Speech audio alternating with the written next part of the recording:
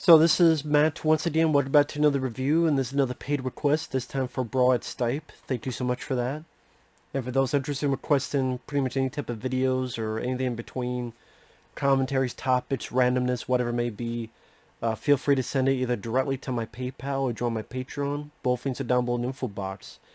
And this is for Trespass from 2011, which is, sadly, this was Joel Schumacher's last film. And I do find that sad, because I actually like Joel Schumacher as a director. This is a guy that got trashed on because of Batman and Robin. Not even just for Batman Forever, which some people like. I don't mind it for what it is. But mainly for Batman and Robin.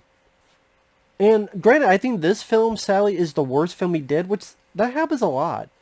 That director makes their last film and it's like the worst film they did. John Carpenter, The Ward, I think is his worst film. Toby Hooper, one of his worst is what, Jinn? D-J-I-N-N? That's, I think, one of his worst. Wes Craven, I actually don't remember what Wes Craven's last film was. Was it My Soul to Take? If that's the case, that's definitely one of his worst.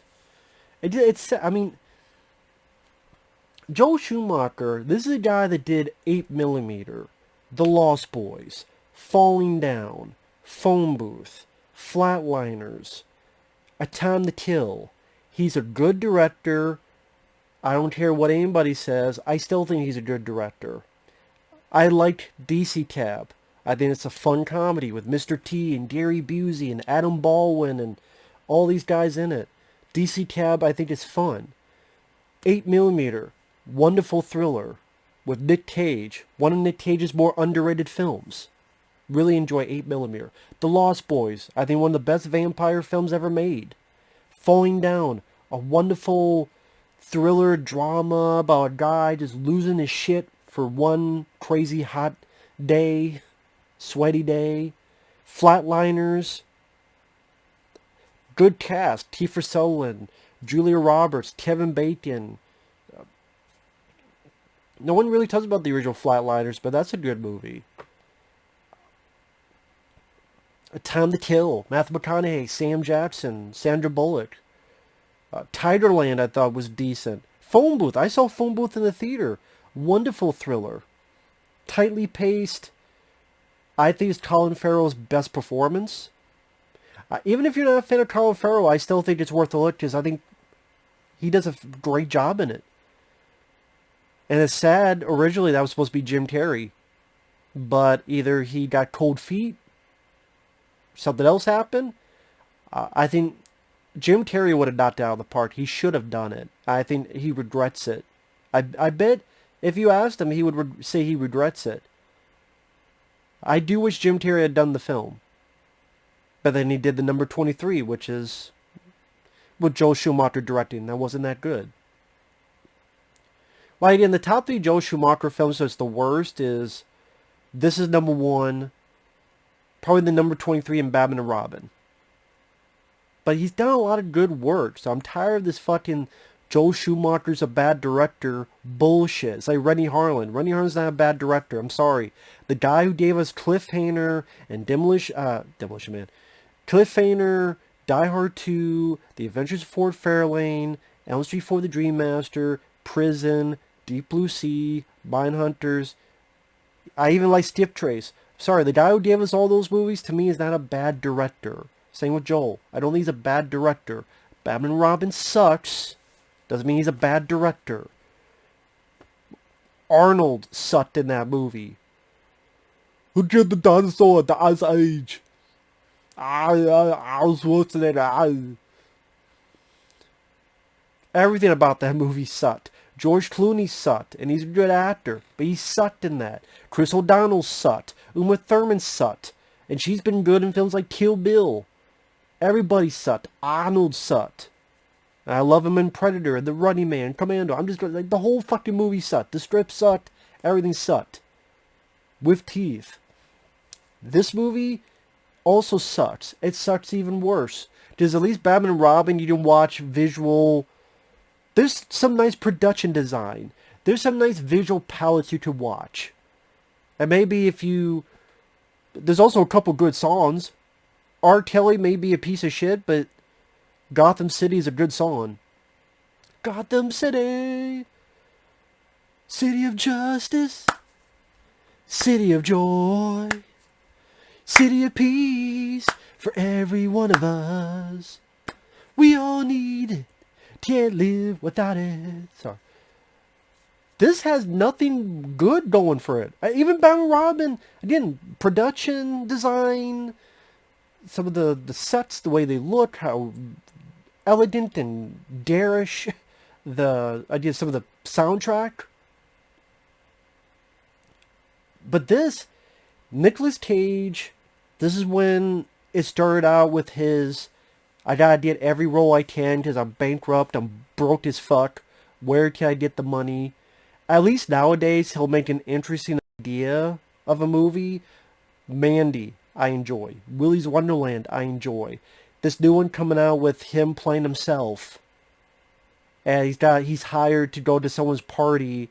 And it's like self-referential, but it seemed like could be potentially a fun time. At least he's making some interesting decisions. I'm on BS, which is more than I have to say for a lot of actors today, honestly. If Stallone or Van Damme did films like Willy's Wonderland and Mandy, I wouldn't bitch about them as much. Because I love those guys. I'm like, then go the crazy Nick Cage route. Do these really crazy things. Take chances. I can at least appreciate Nick Cage. Yes, he's doing it because he needs the money. But that kind of helped him out by taking chances like that. This, for what I understand, in the middle of filming, Nick Cage wanted to quit. And then he said, no, actually, I don't want to play this boring character. I want to play the kidnapper. And they said, no, Dick. Okay. So he got cold feet, because I think even Nick Cage knew this was going to suck. He's like, if this is going to suck, I at least want to play the kidnapper. But Nicolas Cage is a guy who's trying to be the hustle, dussel, fussle, Russell, doing these deals. He's busy on the phone all the time. He comes home. His wife is played by Nicole Kidman. And that's the thing. Joel Schumacher worked with Nicole Kidman in Batman Forever. Worked with Nick Cage on 8mm. Okay, he's worked with these two before. They have a daughter. The daughter just seemed like a pouty bitch. Sneaks out to go to a party. Nick Cage is overworking. Nicole Kidman's sad because they didn't get their dinner that they wanted. That she wanted everyone to have a nice dinner, but no. Home invasion, group of people come in. They want what's in the safe. They want the diamonds in the safe. Nick Cage says no. And then it's just a bunch of yelling, shouting, being shrill, more yelling, more shouting, and then trying to do more twists in an M. Night Shyamalan movie. It just doesn't work. The acting is bad. The guy who's the lead kidnapper is trying at least, which is probably why Nick Cage wanted to play that role. But the guy, he's trying, but this script sucks. It's not thrilling. And Joel Schumacher has done good thrillers. 8mm, Phone Booth. I mentioned I saw Phone Booth in the theater. That's a tightly paced, well done, well crafted thriller, in my opinion. This, it's just annoying people, or Nick Cage gives one of his worst acting performances in this, I think. Nicole Kidman is so drab and boring, and she's pretty much there as just, no whole lot for her to do. And just a bunch of talking back and forth. No, I'm not going to open the safe. Oh, why? Because you don't kill us. Oh, if I open it, we don't lose. We lose leverage. We'll die. Well, you don't do it anyway. Well, I can't. No, you can't because the diamonds will be trapped. Did you know that? Wait, I didn't know that. Did you know that? No, I didn't know that. The other guy going, stop fucking around. Wait, you didn't tell me these diamonds could be trapped. Wait a minute. I was watching this guy I was watching Nick Cage before. I bet he has money. Yeah, I saw him with money. And the bad guys, you have the lead guy, you have the muscle, you have the lead guy's younger brother, who's a fucking schizo. You have the lead guy's girlfriend. By the way, just a food for thought. If you want to do a crime, don't bring your crackhead, your crackhead stripper girlfriend.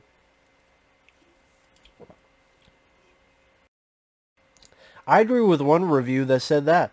Don't bring your crackhead stripper girlfriend. Don't. The girl literally is doing crack while they're trying to do this thing. And just fucking crazy, goes up, dresses up in one of Nicole Kidman's dresses. Then you have the younger brother. He, again, when I say it tries to do twists, spoilers. Oh, well, there's nothing in the safe. Because Nick Cage has no money. And they have no money. You had cash. Well, that's cash I had to borrow so that we wouldn't be homeless. Oh, it's led to believe that Nicole Kidman slept with the younger kidnapper brother. But no, that's actually not the case. Because twist, actually, the younger guy imagined that. He tried to kiss Nicole Kidman, she pushed him away. And he imagined they had sex. And he's in love with Nicole Kidman because the kidnapper's younger brother is a schizo who didn't take his pills. Oh, well, the kidnappers are not doing it just for the money. The lead kidnapper's doing it because he's forced to, because this other guy, well, they had this other deal. The stuff was stolen. Oh, but wait a minute. Their stuff wasn't just stolen. You're trying to find out that the younger brother, the kidnapper, actually set up the whole thing. And the muscle guy tells the kidnapper, but he's like, oh, I don't believe you. My younger brother wouldn't do that. And the younger brother keeps stopping anybody from trying to hurt Nicole Kidman because he's so in love with it. It's trying to go in all these directions with this twist that just becomes ridiculous, and you put up your hands, you go, I don't give a fuck anymore. If Nick Cage turned out to be the bad guy, I wouldn't be surprised. That's how many twists is trying to fit into one fucking film. At the very least, the film's only out an hour and 20-some minutes. I'll at least give credit for not making an overstuffed 2-hour movie. If it's a bad movie, at least make your bad movie short. And it's just a boring home invasion with Nick Cage. A few times he gets to be Yellen's crazy Nick Cage. Other times he's just so awkward as this, accountant. Not even accountant, but just a very awkward performance by Nick Cage. To me, it's not so bad as good. And it's also just not good, period. And I like Nick Cage. I love Con Air. I like The Rock. I like Bringing Out the Dead. I like 8mm. Mandy and Willy's Wonderland. I like a lot of his movies. This is a terrible... If you want home invasion, go watch Panic Room. Or hell, Hostage. You know what this movie reminded me of? A shitty version of that movie Hostage with Bruce Willis. Which is a film no one talks about, but Hostage is actually pretty good. About a family, and there's a home invasion, and then Bruce Willis is outside negotiating, then he gets pulled into it. Hostage is a decent movie. Because that also had one of the people, he was crazy, not taking his meds. Which I think is actually the same guy who would star in Pandorum. I forget his name. I don't see him much in movies nowadays, sadly. But damn, I forgot his name, but... He was the guy in Pandorum. Not Dennis Quaid, but the other guy. Ben Foster, I think. But yeah, if you want a Joel Schumacher thriller, go watch Phone Booth. The daughter comes home, and it's just all this back and forth, back and forth, back and forth.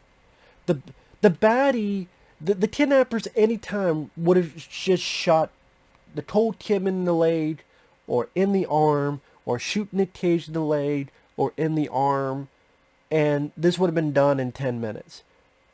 Give me a combination to the safe. Open the safe.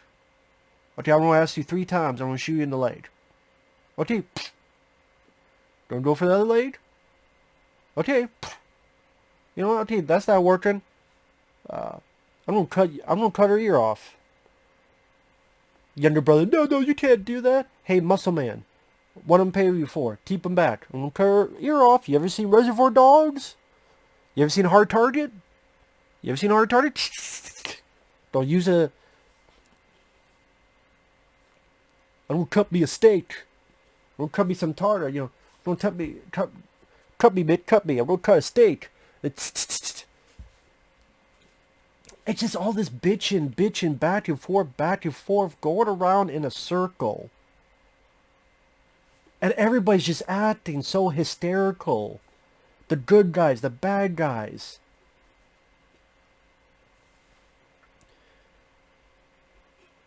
Then there's a point that there's this needle with stuff in it. Nicole Kidman's able to steal it.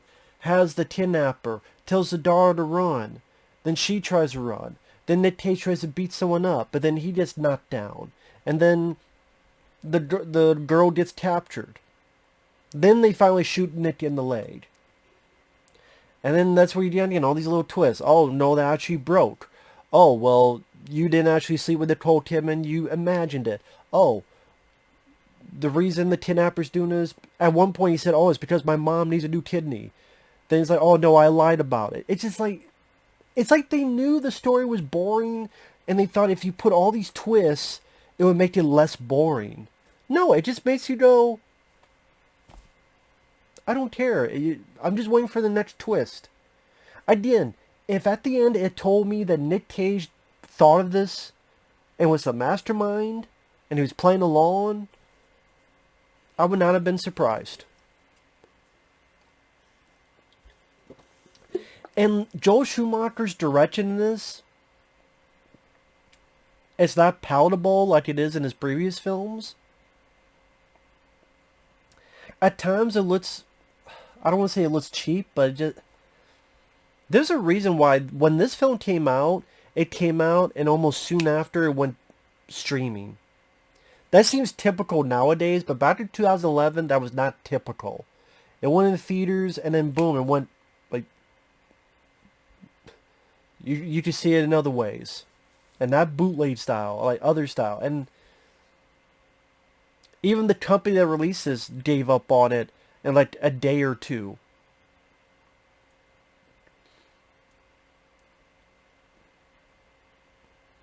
And then spoilers for the ending. Bunch of double crosses. You get to, I forget it was like the garage or something. I forget what it is. And then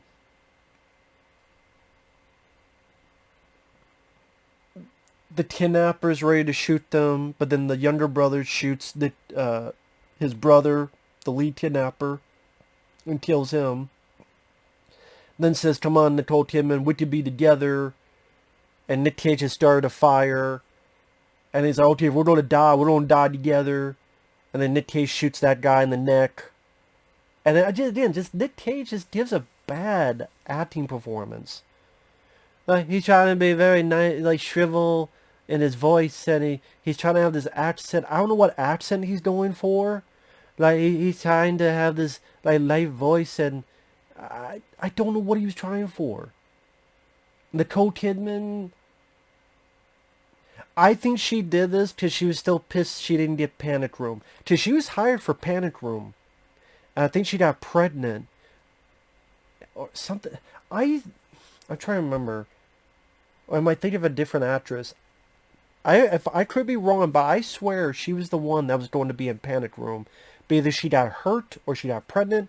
Maybe it's a different actress or something there. But someone was supposed to be in Panic Room and they had to leave. And then it became you got Jodie Foster. And Panic Room is just a much better... You look at that movie. It's simple, but it's much more effective. It doesn't try to fit eight different twists in it. And the style with how it goes from room to room and building up tension. And you just watch the trailer to Panic Room and that has more style and tension than this entire fucking film. Bad acting, everyone's hysterical, just boring back and forth. There's no excitement, there's no thrills. The twist made you go, huh? Okay. Kind of that. It's a mess. It's a pretty big mess. And to me, like I said, it's Joel Schumacher's worst film. And it's sad because it was his last film. 2011. I forget when Joel Schumacher passed away. But the fact that all those years went by and he didn't make another film. This film was such a big flop. Because as soon as it came out, it disappeared. It did not get good reviews. It didn't get good ratings. Understandably so. I would say it's not just the script, it's also the acting, the performances. Again, the lead kidnapper guy, he's trying, but, you have wanting material to work with. Just wasn't a fan of it. So with that said, thanks for watching. I guess if you love Joel Schumacher, or you guys see every film he did and directed, again, this is the last film he did. If you guys see, I don't know, every film Nick Cage did, this is definitely one of his weaker films. Definitely one of his weaker ones. Feel free. With that said, thanks for watching. Take care. We'll see you guys later. Bye-bye.